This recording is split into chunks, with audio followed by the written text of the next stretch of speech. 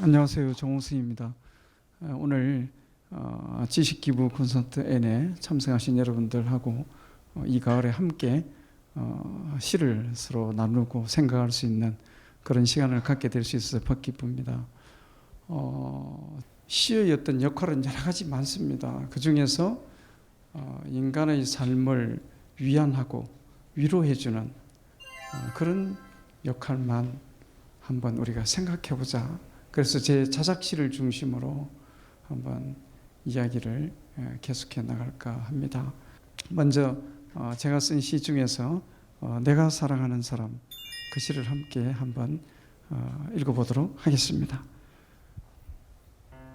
내가 사랑하는 사람, 나는 그늘이 없는 사람을 사랑하지 않는다.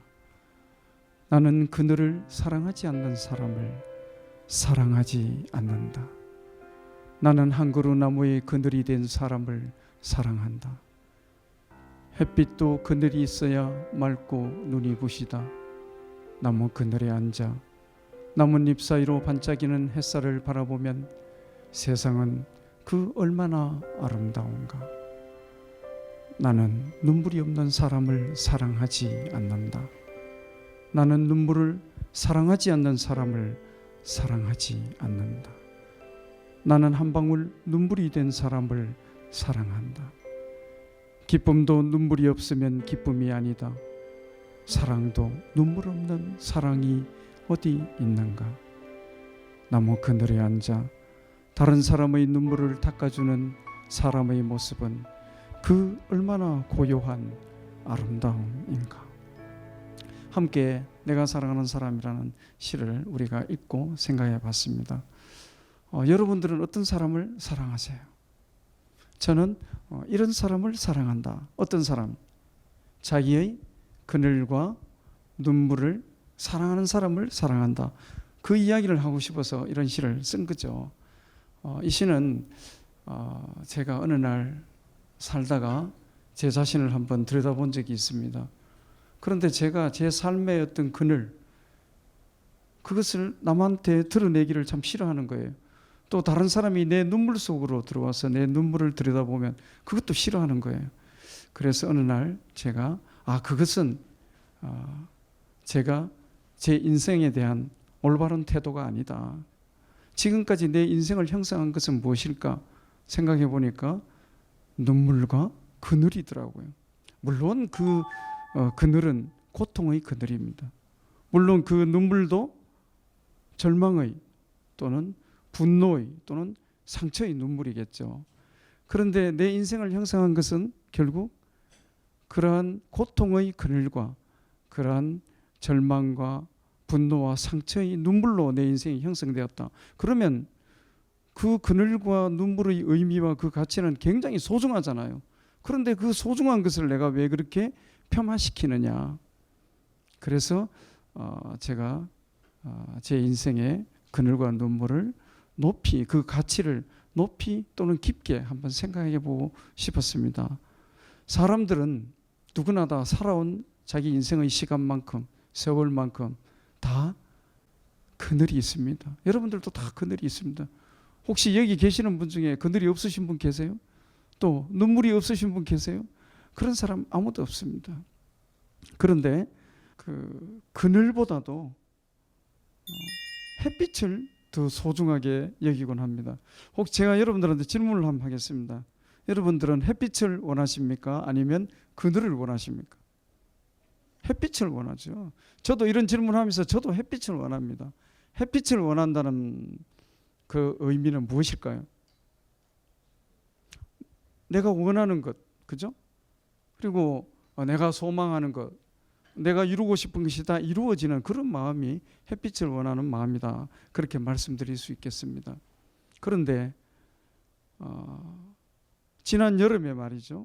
여러분들이 햇빛을 원하기 때문에 햇빛 속을 찾아서 걸어갔습니까? 아니면 나무 그늘을 찾아서 걸어갔습니까? 나무 그늘을 찾아서 걸어가셨죠. 나무 그늘이 없을 때는 어떻게 하셨습니까? 빌딩의 그늘이라도 찾아서 걸어간 겁니다. 그만큼 그늘은 우리 삶의 소중한 가치다. 그래서 햇빛이 소중한 것만큼 그늘도 소중하다. 햇빛과 그늘은 같은 가치와 의미를 지닌다. 그 무게는 같다. 그래서 만일에 말이죠, 우리 삶에 내가 햇빛을 원한다고 해서 계속 햇빛만 내려 쪼인다면 내 인생이라는 땅은 무엇이 될까요? 네, 무엇이 되겠습니까? 사막이 되고 말겠죠. 황폐한 사막이 되고 맙니다. 그러나 스페인 속담에 이런 말이 있습니다. 항상 날씨가 좋으면 곧 사막이 되어버린다, 이런 말이 있습니다. 그래서 내가 항상 햇빛만을 원하면 내 인생이라는 땅이 사막이 되고 맙니다. 그러나 내가 아무리 햇빛을 원한다 하더라도 내 인생이라는 땅은 사막이 되지 않습니다. 왜 그럴까요? 가끔 가다가 고통이라는 비바람, 또 가끔 가다가 절망이라는 눈보라가 몰아치기 때문에 내 인생이라는 대지는 사막이 되지 않습니다. 그래서 저는 이런 시를 쓰면서 제 삶의 그늘을 참으로 소중한 가치로 생각하게 되었고요. 고통에 대한 제 자세를 바꾸게 되었습니다. 아마 여러분들께서도 이러한 시를 통해서 고통과 내 인생의 그 절망의 눈물에 대한 자세와 태도를 좀 한번 생각해 보셔야 되지 않을까, 그런 생각이 들고요. 그래서 저는 제 인생의 그늘에 누군가가 찾아와서 눈물을 흘린다면 그 눈물을 닦아줄 수 있는 그런 소중한 가치를 지닌 그런 사람이 되고 싶다. 그런 삶을 살고 싶다.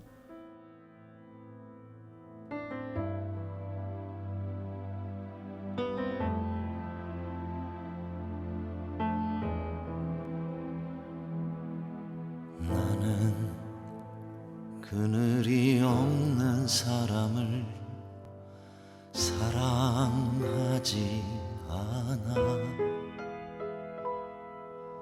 그늘을 사랑하지 않는 사람을 사랑하지 않아.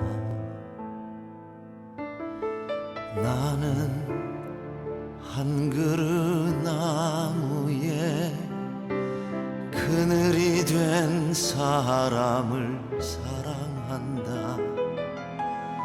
햇볕도 그늘이 있어야 맑고 눈이 부시다. 나무 그늘에 앉아 나뭇잎 사이로 반짝이는 햇살을 바라보면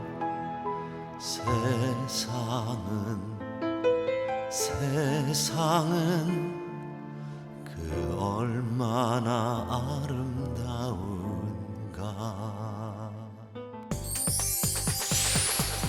산산조각이라면 산산조각으로 살아가면 되지. 내 청춘의 어떤 벽, 그 벽을 그냥 벽으로만 생각하지 마시고 그 벽 속에 문이 있다라고 생각하시면 그다음 시 부탁드리겠습니다. 산산조각. 룸비니에서 사온 흙으로 만든 부처님이 마룻바닥에 떨어져 산산조각이 났다. 팔은 팔대로, 다리는 다리대로, 목은 목대로, 발가락은 발가락대로 산산조각이 나 얼른 허리를 굽히고 서랍 속에 넣어두었던 순간 접착제를 꺼내 붙였다. 그때 늘 부서지지 않으려고 노력하는 불쌍한 내 머리를 다정히 쓰다듬어 주시면서 부처님이 말씀하셨다. 산산조각이 나면 산산조각을 얻을 수 있지. 산산조각이 나면 산산조각으로 살아갈 수 있지. 산산조각입니다. 저는 이 시를 내 인생이 또 산산조각이 났구나 라고 생각되었을 때 이 시를 한번 생각해 봤습니다. 사람은요, 누구나 다 자기의 그 인생 동안, 살아오는 동안 자기 인생이 산산조각이 났다고 생각되는 그런 순간이 있습니다. 저도 있었습니다. 이 시는 제가 2000년에 제 가까운 이들이 북인도 쪽으로 불교 성지를 순례한다고 해서 저도 따라갔습니다. 그래서 불교의 4대 성지 부다가야, 부처님이 깨달으신 곳이죠. 석가모니가 깨달아서 부처님이 되신 곳입니다. 그냥 단순히 마음속으로 부처님이 태어나신 곳이니까 정말 화려한 대리석으로 만든 타지마을과 같은 그런 궁전으로, 궁궐로, 그런 아름다운 대리석 그 석조 건물로 만들었을 것이라고 생각하고 갔었는데요. 그냥 황량한 들판에 우리의 시골 풍경과 같은, 그거보다 더 황량한 그런 들판에 그냥 철조망을 쳐놓고, 그리고 그 안에 부처님이 태어나셨을 때 목욕을 하신 연못 하나, 또 보리수 한 그루, 또 인도를 완전히 통일한 아소코 대왕이 부처님의 성지를 순례했을 때 세운 석주 기둥 하나, 뭐 그 정도밖에 없더라고요. 그런데 철조망이 쳐진 그 정문 앞에 가마디를 깔아놓고 어떤 할머니 한 분이, 노파라고 표현해야 정확한 표현입니다. 노파 한 분이 흙으로 만든 부처님을 기념품으로 팔더라고요. 제 손바닥만한 앉아 계신 부처님이신데, 그래서 제가 그 부처님을 하나 사서 집으로 가져갔습니다. 그래서 책상 위에 이렇게 올려놨는데 자꾸 걱정이 되는 거예요. 어떤 걱정이 되었을까요?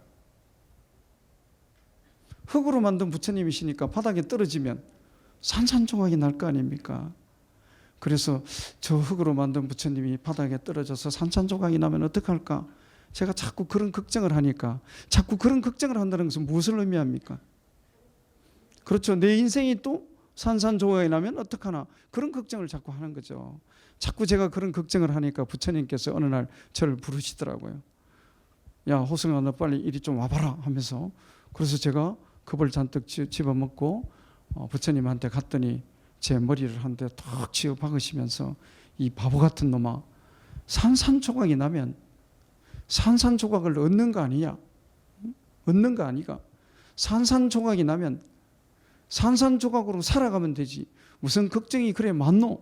그 부처님 경상도 부처님이신가 봐요.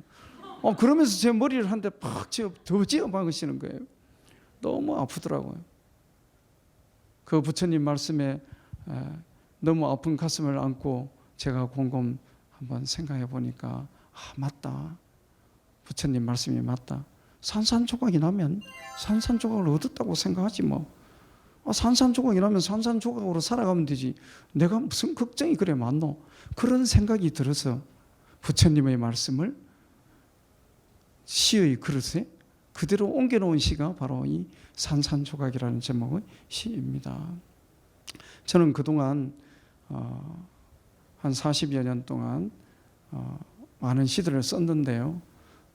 저는 신작 시집이 한 10권입니다. 그래서 권당 70편의 시를 발표했다면 700편의 시를 썼다고 말씀드릴 수 있는데, 그 중에서 가장 자기가 쓴 시 중에서 가장 스스로 위안을 받고 힘을 얻는 시가 있다면, 단 한 편만 고르라고 한다면 저는 바로 산산조각이라는 시를 고를 수 있습니다. 여러분들께서도 살아가시다 보면 내 인생이 산산조각이 났구나, 그렇게 생각되실 때가 있을 거예요. 그럴 때 이 부처님의 말씀을 한번 생각해 한번 보세요. 그러면 힘이 나실 거예요. 네, 저는 24살로 이제 앞으로 대학교를 내년에 졸업하고 이제 취업을 준비하는 한 학생인데요. 네. 다름이 아니라 요새 졸업해도 취업도 되게 힘들고 그러는데, 이 시대에 살아가는 저 같은 취업생이나 그런 사람들에게 시인으로서의 하나의 뭐 위로가 되는 메시지가 있으면 예. 그러니까 20대 때 극복하기 어려우면 견디는 힘이라도 가지라는 거죠. 그러니까 견디는 힘이 없으면 견딤이 없으면 쓰임이 없다. 견딜 수 있는 힘이 없으면 내가 쓰일 수 있는 어떤 그러한 기회조차도 어쩌면 없어지지 않는가, 이런 생각을 하면서 제가 최근에 이렇게 생각한 부분들은, 우리 사회든 또 내 인생이든 뭐 젊든 또는 어떠하든 간에 우리 삶 속에는 모든 벽이 존재한다고 생각됩니다. 벽. 그런데 모든 벽에는 문이 다 있다는 거죠. 우리가 한번 생각해 봅시다. 문을 한번 생각해 보세요. 벽 없는 문이 존재합니까? 벽 없는 문은 존재하지 않습니다. 벽이 있기 때문에 비로소 문이 존재하는 겁니다. 그래서 지금 20대에 내 청춘의 어떤 벽, 그 벽을 그냥 벽으로만 생각하지 마시고 그 벽 속에 문이 있다라고 생각하시면 아마 힘이 나지 않을까 그런 생각이 들고, 그 문은 큰 문이 아니고 조그마한 문이라도 괜찮습니다. 일단 문만 열고 나가면 거기에는 넓은 또 다른 광활한 그런 세상이 펼쳐져 있지 않을까. 그래서 그 내 삶 속에 있는 벽을 문으로 생각하시기를 부탁드리겠습니다. 우리가 왜 외로울까요? 인간이기 때문에 외로운 겁니다. 시를 읽으면 그 시는 누구 것입니까? 바로 나의 것이다. 읽는 사람의 것이다. 그 다음 시 수선화에게 부탁드리겠습니다. 수선화에게 울지 마라. 외로우니까 사람이다. 살아간다는 것은 외로움을 견디는 일이다. 공년이 오지 않는 전화를 기다리지 마라. 눈이 오면 눈길을 걸어가고 비가 오면 빗길을 걸어가라. 갈대 숲에서 가슴 검은 도요새도 너를 보고 있다. 가끔은 하느님도 외로워서 눈물을 흘리신다. 새들이 나뭇가지에 앉아있는 것도 외로움 때문이고 내가 물가에 앉아있는 것도 외로움 때문이다. 산 그림자도 외로워서 하루에 한 번씩 마을로 내려온다. 종소리도 외로워서 울려 퍼진다. 자, 이 시의 제목은 수선화에게입니다. 그럼 이 시는 수선화를 노래한 시일까요? 제목이 수선화에게이니까 아닙니다. 수선화를 은유화해서, 그러니까 수선화를 빌려온 거죠. 수선화를 빌려와서 통해서 인간의 무엇을 노래하고 싶었을까요? 인간의, 그렇죠, 외로움을 노래하고 싶었던 겁니다. 그래서 저는 외로움과 고독을 좀 구분해서 생각해야 된다, 이렇게 생각합니다. 외로움은 상대적인 거예요. 내가 당신을 사랑하고 당신에게 관심이 많은데 그 상대방이 나에게 아무런 관심이 없고 그랬을 때 우리가 느껴지는 어떤 마음의 형태, 그런 것은 외로움이란 말로 표현할 수 있겠죠. 외롭지 않는 사람은 아무도 없습니다. 저는 이 시를 제가 50대 초반에 썼는데요. 제 가까운 친구가, 뭐 평소에는 연락도 잘 안 하던 친구가 저를 좀 만나자는 거예요. 호승이 너를 좀 만나야 되겠다. 그래서 만났어요. 그랬더니 저한테 뭐라고 그러냐면, 야 호승아, 내가 요새 외로워 죽겠다. 왜 이렇게 외로운지 모르겠다. 집사람한테 외롭고 자식들한테 외롭고 친구들한테 외롭고 회사 동료들한테 외롭고 외로워 죽겠다. 왜 이렇게 외로운지 모르겠다. 내보고 이러는 거예요. 그래서 제가 그 친구한테 뭐라고 그랬을까요? 첫 마디가, 너는 50년 동안 헛살았다 그랬습니다. 왜냐하면 외로움은 인간의 본질입니다.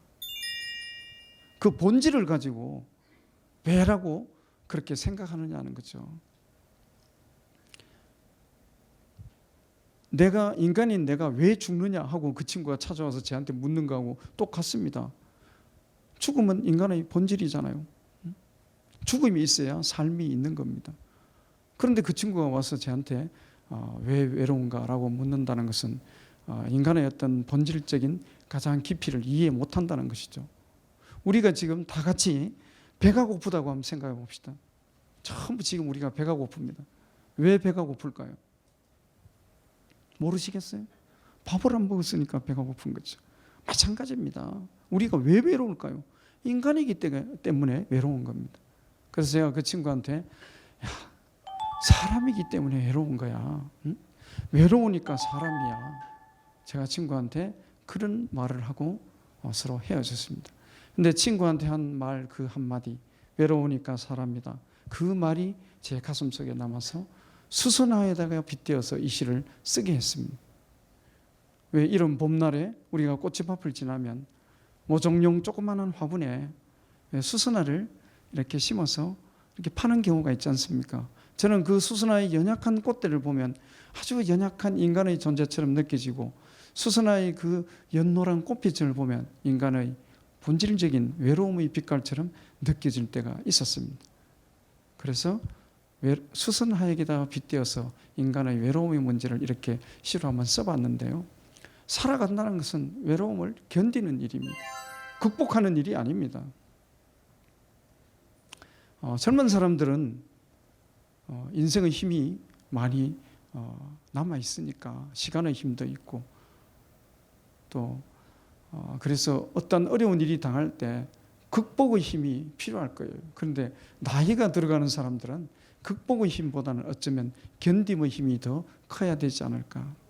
그래서 살아간다는 것은 어떤 의미에서 극복하는 것이 아니고 순간순간 그런 고통의 과정들을 견디는 과정이 바로 살아간다는 것이 아닌가. 그래서 비가 오면 비가 오는 대로 또 눈이 오면 눈이 오는 대로 그렇게 긍정적으로 받아들이면서 우리가 살아가자. 외로움은 어떤 의미에서 내 삶 속에 사랑이 결핍되어 있을 때 외로움을 느끼는 것이다. 그런 말씀 드리고 싶고요.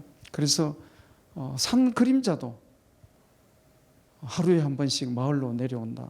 왜 내려올까요? 산 그림자가 하루에 한 번씩 마을로 왜 내려올까요? 모르시겠어요? 다 아시면서요. 해가 지기 때문에 내려오는 거죠. 그런데 신은 그런 논리와 어떤 과학과 자연의 그 이전에 있는 어떤 존재다 이렇게 한번 생각해 보면 충분히 이해되실 겁니다.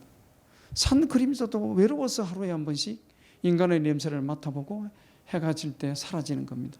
심지어는 하느님도 절대자도 외로워서 눈물을 흘리신다. 왜 절대자가 눈물을 흘릴까요? 인간인 우리가 사랑해 주지 않을까. 그런 절대적 존재도 외로움을 느낀다. 그래서 종도 자기 자신이 자기의 존재가 외롭게 느껴지기 때문에 무슨 소리를 냅니까? 멀리 종소리를 내서 자기의 어떤 외로움의 그 존재성을 널리 알림으로써 공감대가 형성되는 것이 아닌가. 저는 그런 생각을 할 때가 있습니다. 그래서 여러분들께서도 아마 앞으로 살아가시면서 더 뼈저린 외로움을 느끼면서 살아가셔야 될 거예요. 저도 마찬가지입니다. 그럴 때 외로우니까 사람이다. 외롭지 않는 존재는 이 삼라만상에 아무도 존재하지 않는다. 그렇게 생각하시면서 스스로 그런 외로움의 삶의 힘과 위안을 스스로 얻으시기를 바라겠습니다. 이 시는 양희은 씨의 목소리로 시노래 한번 들어보겠습니다.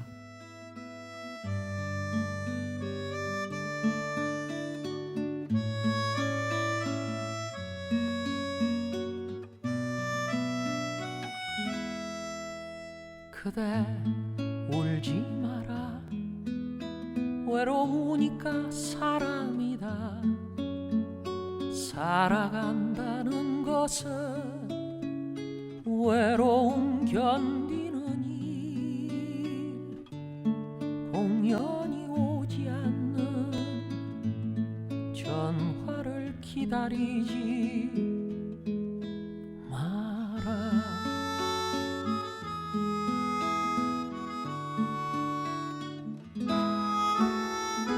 눈이 내리면 눈길 걸어가고 비가 오면 빗속을 걸어라 갈대숲 속에 가슴 검은 고요새도 너를 보고 있다 그대 울지 마라 외로우니까 사람이다 가끔씩 하느님도 눈물을 흘리신다 공연이 오지 않는 전화를 기다리지 마라 이렇게 시를 쓰신 거를 보면 그동안 사람들을 이렇게 위로하는 시를 많이 쓰셨는데 혹시 시상을 떠올리는 방법이 있다든지 기억에 남는 에피소드 있으시면 네, 부탁드릴게요. 이렇게 특별하게 뭐 시가 이렇게 따로 이렇게 존재해 있는 것이 아니고 나의 삶 속에, 이 시대의 삶 속에 구체적으로 들어 있습니다. 그것을 내가 얼마만큼 나만의 눈으로, 나만의 생각으로 발견할 수 있느냐, 그게 굉장히 중요한 겁니다. 그래서 지금 질문자의 삶 속에도 시가 가득 들어 있습니다. 그래서 모든 사람은 다 시인이에요, 사실은. 그런데 사는 일에 바빠서 시를, 자기 삶 속에 있는 시를 쓰지 않거나 그냥 잊어버리고 살잖아요. 그래서 저 같은 사람은 대신 시를 쓰는 것이다, 이렇게 다른 사람이 시를 쓰지 않을 때 그냥 대신 내가 쓰는 것이다, 이런 말씀을 드리고 싶습니다. 그리고 시를 쓰지 않아도 시를 읽으면, 아까 제가 처음에 말씀드렸죠, 시를 읽으면 그 시는 누구 것입니까? 바로 나의 것이다, 읽는 사람의 것이다, 이렇게 말씀드릴 수가 있겠습니다. 오늘 여러분들의 삶의 이 시가 오늘 큰 위안의 향기, 그 힘의 손길이 되기를 바라면서 제 얘기를 마치도록 하겠습니다. 감사합니다.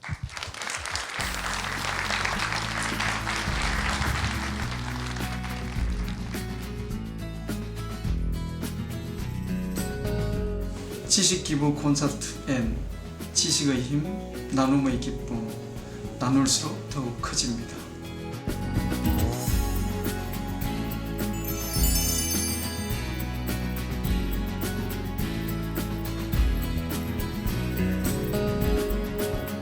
평소에 좋아하는 시를 직접 이렇게 낭독해 주셔서 네, 너무 더 잘 와닿고 좋았어요. 제 마음속에 있던 그런 고민도 없어져서 매우 좋은 시간이었던 것 같습니다. 진짜 위로받는 느낌이었고 공감 가는 이야기도 많았고 꼭 다시 오고 싶어요.